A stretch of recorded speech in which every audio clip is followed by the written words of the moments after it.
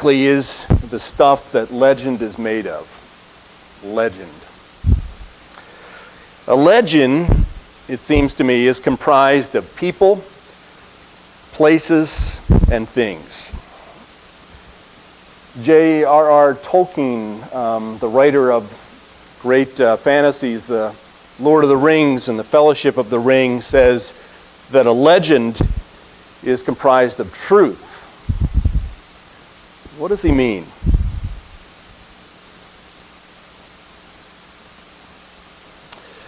When a teenager by the name of Emma Gonzalez yesterday stood on a stage in Washington, D.C., and when she stood in silence for 6 minutes and 20 seconds, and when she allowed the tears to stream down her face, she became legend.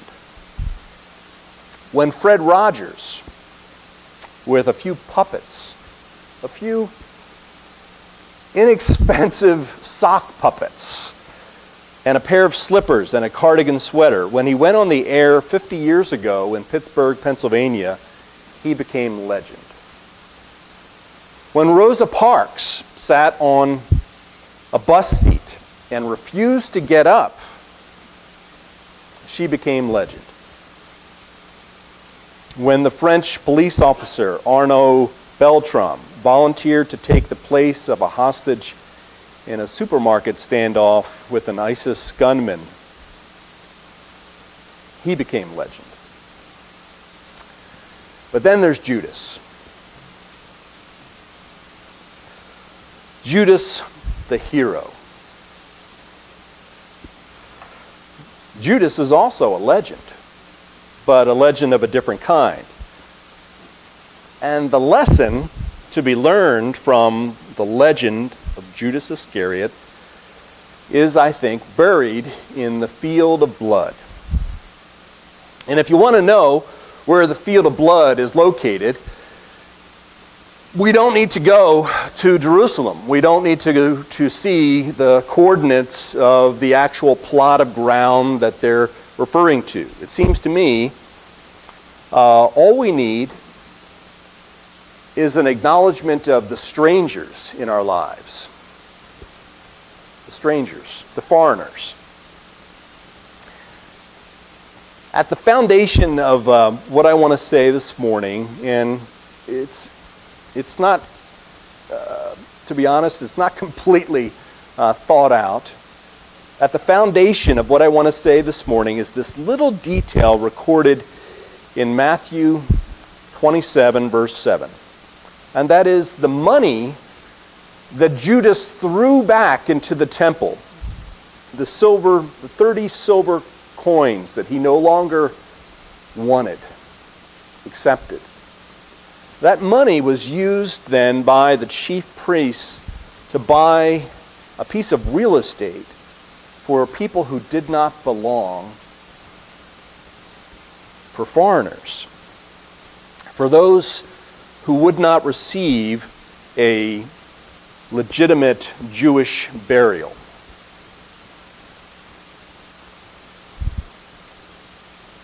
And you see, it makes me think about strangers and foreigners and outsiders and what it is that they mean for the gospel message, for the good news.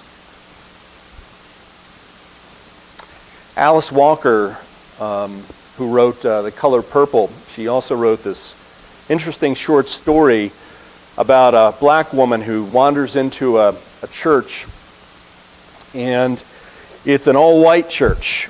And she goes and she sits down and she's happy and she's ready to sing the praise songs.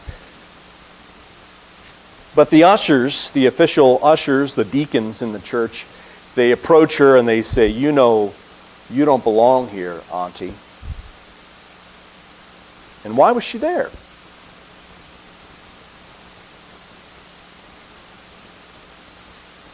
They didn't accept her. Why push it? Why not go to a church where she would fit in? But the ushers pick up the woman by her armpits and they drag her outside and they throw her on the steps.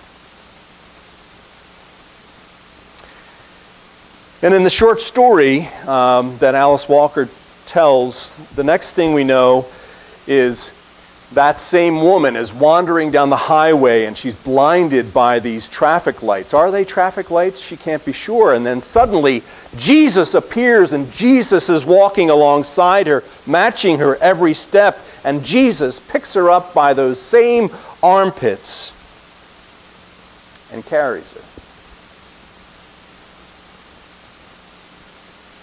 What is it that outsiders, that strangers, have to teach us?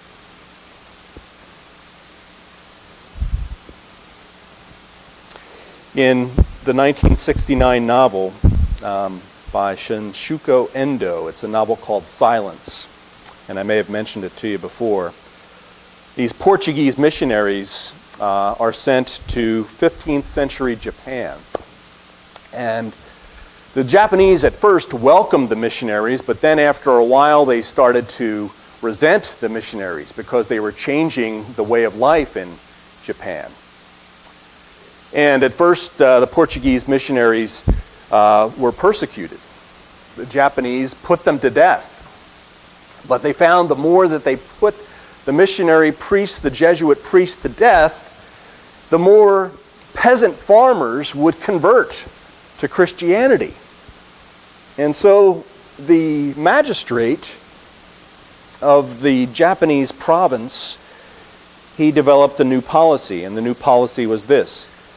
He said to the Jesuit priests, unless you renounce the faith by stepping on the face of Jesus in public, we're going to kill all these farmers. We're not going to kill you. We're going to keep you alive. We're going to kill them. And so the Jesuit priests have this amazing decision to make, right? This paradoxical decision to make. They're there for the Japanese peasant farmers. That's why they're there. And yet they're asked to renounce their belief in Jesus. And one of the main characters in this novel, I still can't get this out of my head. He stands before the face of Jesus, this imagery of Jesus on the cross, and he's lifting his foot. If he steps on it, it will betray everything that he is as a human being. And he hears a voice, and the voice speaks from this image. It's the voice of Jesus, and it says to him, trample me, step on me. That's why I was sent. And so he does. And while the priest now is someone who has renounced the faith, who has betrayed Christianity, something happens to those peasant farmers. And they survive and they thrive and they believe somehow.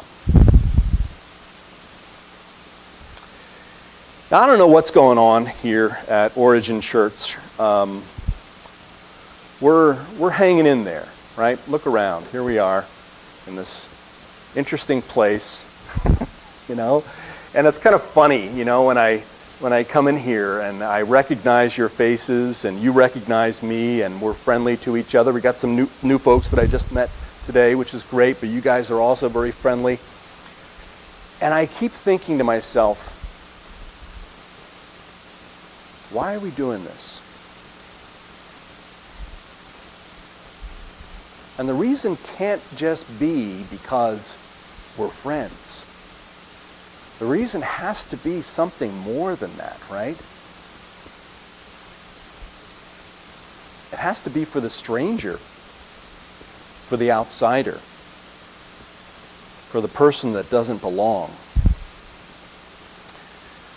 So I'm going to invite you, kind of in the next few minutes, to think about someone in your life who is a stranger to you, someone with whom perhaps you don't get along. and maybe to commit to engaging that person in a conversation, or at least praying for that person.